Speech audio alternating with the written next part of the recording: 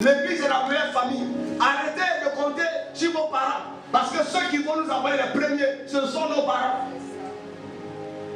Je t'ai dit, mes parents, ma famille là, c'est ceux qui adorent Dieu, ceux qui le respectent, qui l'honorent. Si mon père adore les fétiches, ça c'est son problème. Tant qu'il n'adore pas Jésus, il aura toujours un blocage entre lui et moi. Voici ce qui est vrai. Ça peut te déranger, mais la vérité, on ne la falsifie pas. Il n'y a pas deux vérités. Il n'y a pas d'alliance entre la lumière et les ténèbres.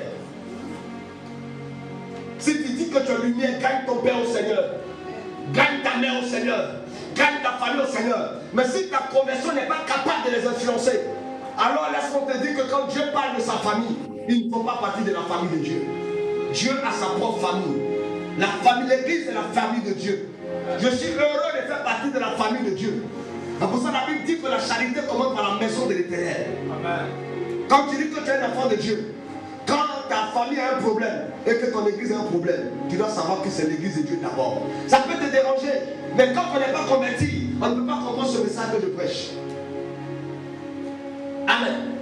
Parce que l'église de la famille de Dieu, c'est les gens de certaines familles que Dieu a suscité.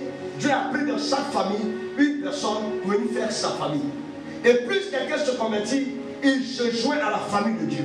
Il se joint à la famille de Dieu. Il se joint à la famille de Dieu. C'est pour ça que quand Josué a compris cela, il a dit, ah, donc Dieu a une famille. Donc alors moi et ma maison, nous allons le servir. Pour faire partie tout le monde de la famille de Dieu.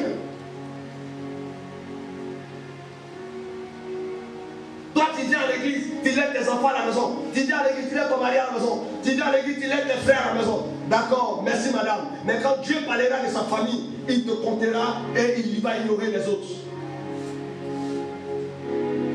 Ne faites pas comme ceux-là dans la Bible. Le Corinthien, la Bible déclare que les parents ne s'étaient pas donnés à Dieu. Et donc quand les parents mouraient, qu'est-ce qu'ils faisaient?